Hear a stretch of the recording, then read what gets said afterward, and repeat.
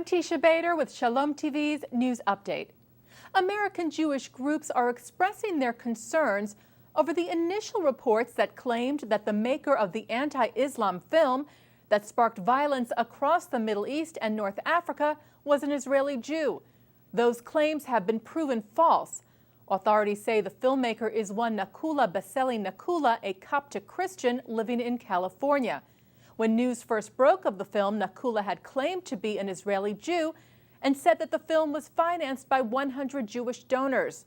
Abraham Foxman, National Director of the Anti-Defamation League, said Thursday that he was greatly concerned that the initial false report is gathering momentum and called upon the media to do more to correct the myth that a Jew and Jewish funders were behind the inflammatory film, which left U.S. Ambassador to Libya Chris Stevens and 3 of his staff dead.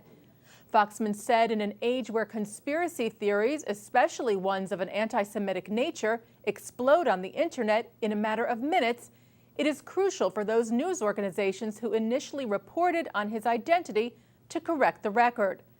Foxman further said it is not a question of freedom of speech, it is a question of responsibility. News organizations need to clearly correct the record so that this myth does not morph into another big lie, blaming and scapegoating Israelis and Jews. CNN reports that the Simon Wiesenthal Center said Thursday, "We remain deeply worried that those initial media reports are being used by Islamist extremists to further fan the violent anti-Semitism that is a part of that subculture of hate." The Associated Press reports that a U.S. State Department spokesperson Thursday urged Cuba to send jailed Jewish American Alan Gross home as a humanitarian gesture. State Department spokeswoman Nita Brown also said that the U.S. does not see any willingness on Cuba's part to seriously discuss Gross's release. Brown was responding to comments made Wednesday by Cuban Foreign Ministry official Josefina Vidal, who said that Cuba is willing to talk to the U.S. to find a solution in Gross's case. Brown told the AP that the Cuban government's assertion that it is waiting for a response from the United States on a standing offer to negotiate the release of U.S. aid worker Alan Gross is not true. Further saying, "We have always been ready to hear from Cuba about a humanitarian gesture on their part to immediately release Mr. Gross.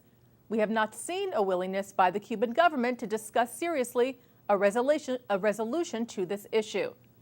Gross was working on a U.S. aid-funded democracy-building program when he was arrested and later sentenced to 15 years in prison for, quote, crimes against the state for providing computer equipment and internet access to Cuba's Jewish community.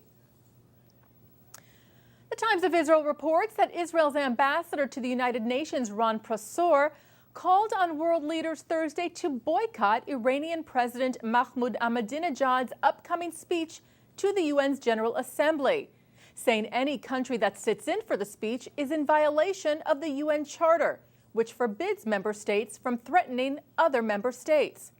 The Iranian regime, Prosor said, constantly invents new terms in the English language for liquidation, eradication, and erasing of Israel and Jews from the pages of history. One cannot be quiet in the face of these anti-Semitic rants, yet we don't hear any outcry from the international community. Ahmadinejad is set to speak at the UN on September the 26th, the same day as the Jewish Day of Atonement, Yom Kippur. A U.S. appeals court on Tuesday dismissed a request to help posthumously restore U.S. citizenship to convicted Nazi war criminal John Demjanjuk. A 3-judge panel in Cincinnati rejected the citizenship bid filed by Demjanjuk's estate in June, upholding a judge's previous ruling in Cleveland. In the appeal, the defense had contended that the U.S. government withheld potentially helpful information in the case. Restoration of Demjanjuk's citizenship would have enabled his widow to seek Social Security benefits. Demjanjuk was convicted in Germany last year of 27,900 counts of being an accessory to murder at the Polish death camp of Sobibor. He died in March awaiting an appeal. In his first State of the University address, Yeshiva University President Richard Joel announced Wednesday that he would accept YU's Board of Trustees' offer to extend his term until June of 2018.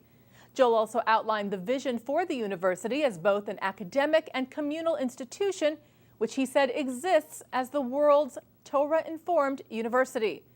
Joel said YU must put forward an agenda of shlemut, of wholeness, which he said means living a life of values, integrity, responsibility, dignity, and meaning.